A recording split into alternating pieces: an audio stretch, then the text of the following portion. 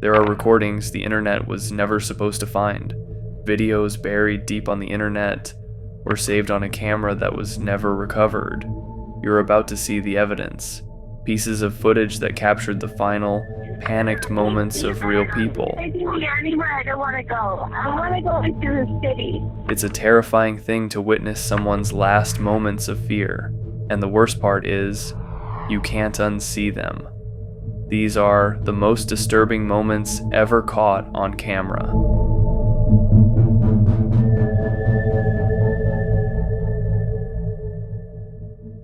In January of 2013, 21-year-old Elisa Lam was traveling alone, staying at the notorious Cecil Hotel in downtown Los Angeles.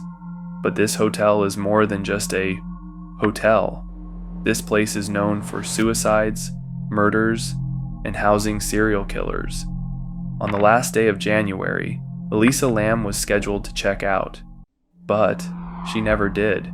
Her disappearance went cold until February 13th, when the LAPD released a surveillance video. The camera, located inside one of the Cecil's elevators, captured Elisa Lam's final moments.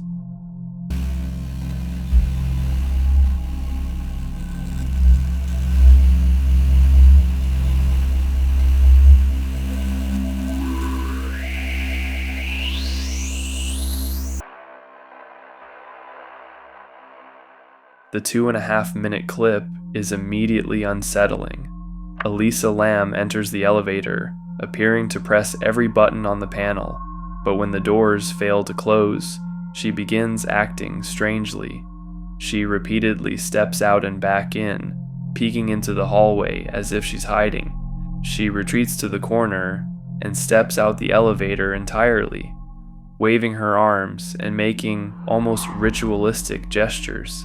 This footage became a viral sensation.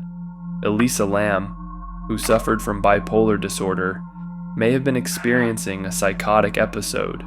The unsettling climax came weeks later when guests complained about the hotel's water pressure.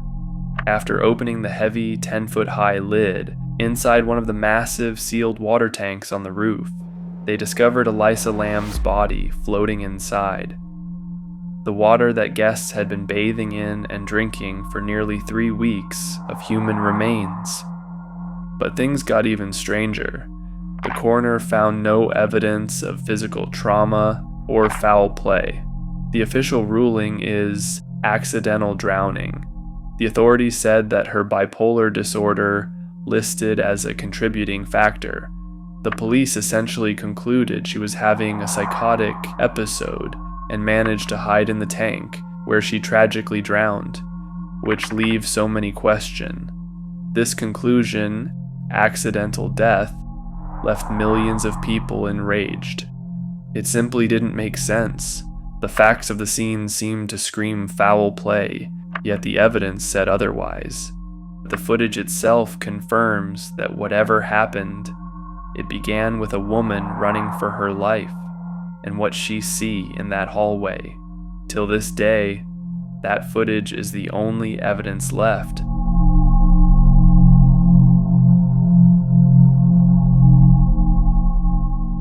In August 2010, 20-year-old Amber Tuccaro, traveling with her infant son.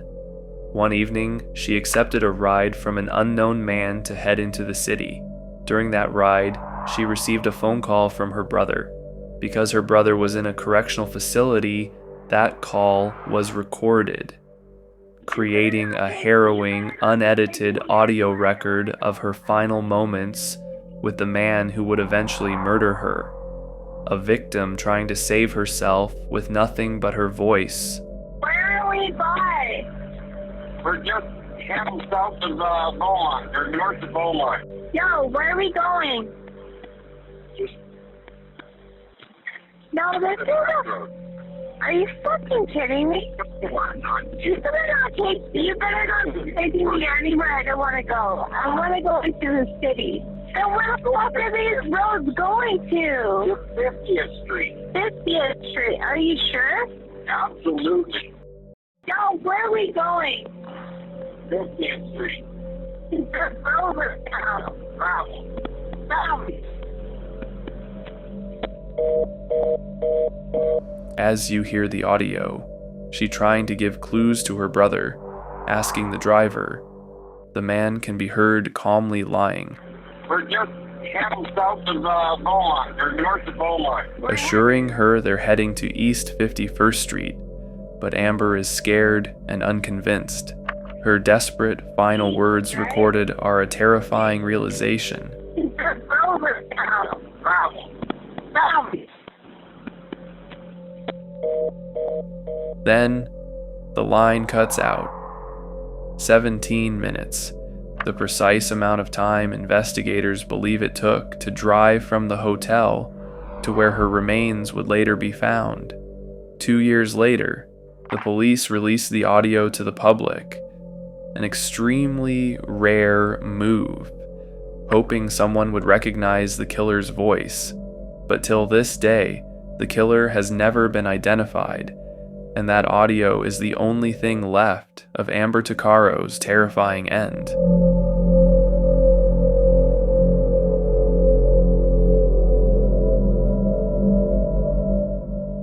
The video surfaced on the deep web and was widely circulated online around 2011, and it's known as the Blank Room Soup video.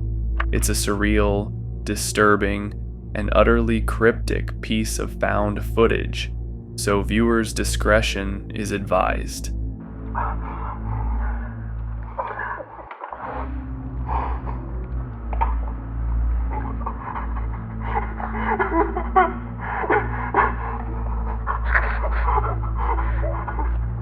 The video shows a man sitting alone at a table in what appears to be a concrete, windowless room, known as the Blank Room. His head is completely obscured by a giant, crudely constructed mascot head that resembles a cartoon figure with a distorted and unsettling smile. The man is sobbing uncontrollably and his shoulders shaking visibly.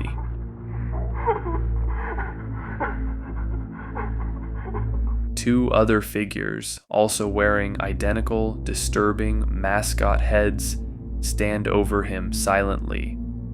They are forcing him to eat a bowl of unidentified liquid, and the man is clearly in distress, struggling to even lift the spoon, and can be heard making muffled cries.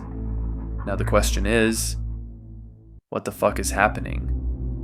The most famous and sickening theory is that the man was a kidnap victim, and the gray bowl he was being forced to choke down was not an edible food, but a blended prepared remains of his murdered wife. His uncontrollable grief and vomiting is the reaction of a man forced into an act of unimaginable cannibalism.